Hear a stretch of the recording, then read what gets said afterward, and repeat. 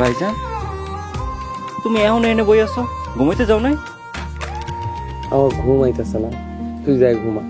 এই কারণেই বাড়িতে আইতে চাই না, যাওয়ানোর সময় এলে মন খারাপ আর দেখতে ভালো লাগে না। তোর যে আমি অনেক ভালোবাসি রে ভাই।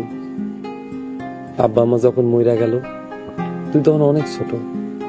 তোরে নিয়ে যে কত কষ্ট করছি, তারপরও তোরে কাছে রাখবার পারলাম না।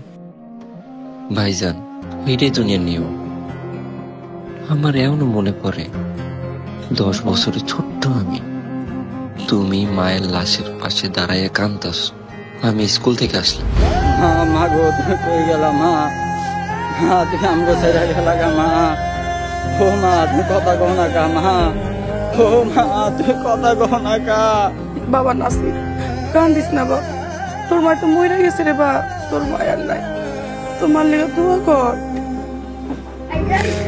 ভাইজান, কি হয়েছে ভাইজান? ভাইরে, মায়ার নাই, মায়া আমগো ছেড়ে চলে গেছে। তাহলে আমি কি হইব? চিন্তা করিস না, যার কেউ নেই তার আল্লাহ আছে। চাচি চাচি, আমি তো সকালে মারা ছেড়ে স্কুলে গেলাম, ভাই কেমনে বললো? নাসির, তোর মার হালত তো অনেকদিন ধরেই খারাপ, তুই তো জানোসই। আমি ভাবিরে কত কইলাম, ভাবি তুমি ডাক্তার দেখাও, কবিরাজ দেখাও, সে আমার কথা শুনে নাই।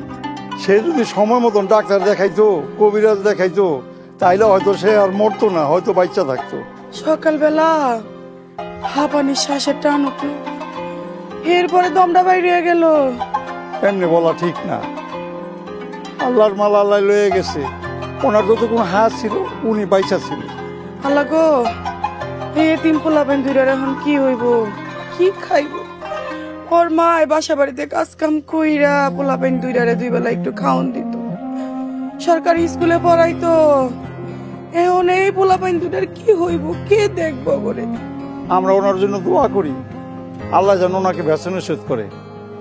ভাই, ওনার বাসার বেশি দূরে রাখতে নাই, আপনারা সবাই মিলে ধরেন, লাশ দাফনের জন্য নিতে হইব। আসেন আপনারা সবাই।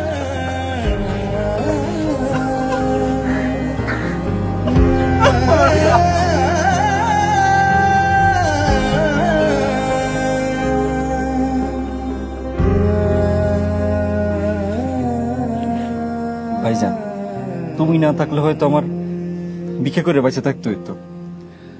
আমাকে সম্পর্ক হইতেছে রক্তের সম্পর্ক। পৃথিবীর কোনো কিছু জানি আমাদের সম্পর্ককে আলাদা করতে না পারে। সমস্ত দুনিয়া একদিকে, তুমি একদিকে ভাইজান।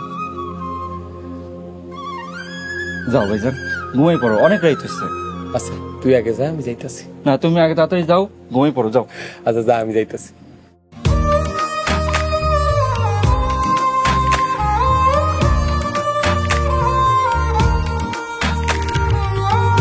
নগদ পেমেন্টে 500 টাকা পর্যন্ত ক্যাশব্যাক আর লেনদেনে প্রতিদিন ডিপ ফ্রিজ এবং ঘন্টায় ঘন্টায় এসি টিভি সহ দারুণ সব গিফট।